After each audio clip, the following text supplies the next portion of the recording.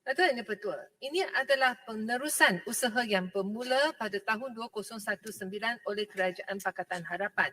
Tetapi pada waktu itu, kerajaan menghadapi banyak halangan dan kesalahfahaman oleh khalayak ramai yang menganggap pelaksanaan hukuman mati adalah cara yang terbaik untuk menangani jenayah. Tetapi statistik telah menunjukkan bahawa anggapan ini adalah salah, khususnya dalam kes pengedaran dadah. Mengikut jawapan Parlimen yang saya terima pada 21 Februari tahun ini, rekod Jabatan Penjara Malaysia bermula tahun 2000 hingga 31 Januari tahun 2023 menunjukkan bahawa terdapat seramai 2,350 kemasukan banduan yang telah dituduh di bawah kesalahan yang membawa kepada hukuman mati. Di antaranya, seramai 1,589 ataupun 67.62% orang bantuan yang telah disapikan di bawah Seksyen 39B Akta Dadah Berbahaya, kurungan pengedaran dadah. Manakala hanya 29.36% bantuan melakukan kesalahan di bawah Seksyen 302 Kanun Keseksaan iaitu membunuh. Mengikut laporan Amnesty International, dalam tahun 2019, kebanyakan orang yang dijatuhkan hukuman mati di Malaysia adalah golongan yang terlibat dalam pengedaran dadah dan kebanyakan mereka dijatuhkan hukuman mati adalah wanita dan warga asing yang miskin. Mereka dijadikan kedai dadah ataupun drug mill yang ditangkap dan dijatuhkan hukuman mati, tetapi penjenayah utama dalam sindiket pengedaran dadah turut bebas.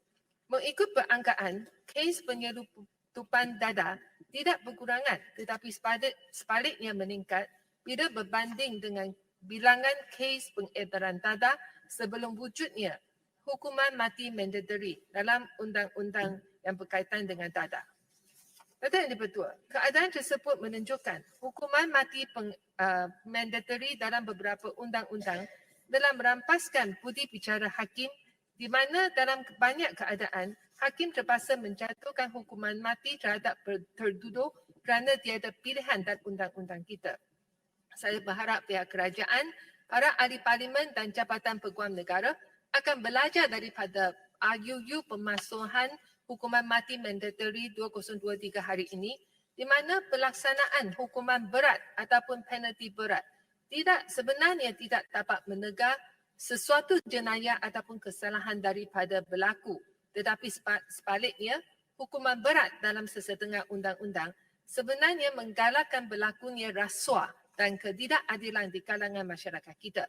Kita harus menggunakan saluran lain, khususnya media ataupun media sosial untuk menjalankan pendidikan dan kesedaran terhadap sesuatu jenayah, berkenaan sesuatu jenayah kepada khalayak orang ramai. Betul ini betul. Sini saya nak sentuh sedikit tentang reformasi penjara. Semasa kita membahas RUU hari ini, saya berharap pihak kerajaan akan menjalankan kajian terhadap keadaan penjara sekarang dan membawa reformasi dalam penjara kita. Memandangkan semakin ramai hakim suka menjatuhkan hukuman berat termasuk penjarahan dalam tempoh yang panjang, ia menjadikan penjara kita menjadi semakin penuh sesak. Kesesakan dalam penjara menyebabkan penyakit disebarkan secara meluas dan dengan cepat seperti apa yang berlaku dalam pandemik COVID. Saya menyuruh kerajaan menambahkan bangunan penjara dan mempertingkatkan fasiliti di dalam penjara termasuk pendidikan dan perubatan. Selain itu, saya juga minta kerajaan mencontohi cara sesetengah penjara di negara lain yang menangani banduan dengan cara yang lebih beri kemanusiaan ataupun humane dalam penjara dan menjadikan penjara sebagai tempat pengajaran dan tempat yang membantu banduan bertaubat dan balik ke pangkuan asal. Saya juga ingin menyeru pihak penjara membuka pintu yang lebih luas kepada pekerja sosial, ahli kaunselor, pegawai persatuan agama dan mari ahli keluarga dan sahabat handai para banduan, khususnya bagi banduan yang telah dijatuhkan hukuman mati supaya mereka boleh merasai kasih sayang ahli keluarga mereka. Kementerian Dalam Negeri dan pihak penjara juga haruslah mengkaji macam mana kita boleh melayan para bantuan dengan cara yang lebih humane dan selain itu pada akhirnya kerana masa tidak cukup, Saya ingin menyeru pihak Kementerian Dalam Negeri dan juga pihak penjara terus memberi kesedaran kepada orang awam tentang isu yang berkaitan dengan hukuman mati mandatory dalam media dan media sosial demi meyakinkan golongan masyarakat yang kurang sedar dan faham berkenaan isu ini. Yang Berhormat Ibu Barat dan saya pernah minta bantuan daripada beberapa profesional dalam perfilman untuk mewawancara bantuan hukuman mati, bantuan yang dijatuhkan hukuman mati dalam penjara. Tetapi kesemua klip-klip video ini masih ditahan oleh pihak KDN sehingga hari ini. Saya menyeru pihak KDN membenarkan klip-klip video tentang hukuman mati ini disebarkan dalam media sosial sebagai cara kita mendidik orang ramai. Memandangkan RUU ini kini telah dibahaskan dan akan diluruskan oleh Parlimen, saya berharap yang klip-klip video ini juga akan dilepaskan oleh pihak KDN dengan secepat mungkin. Sekian, terima kasih.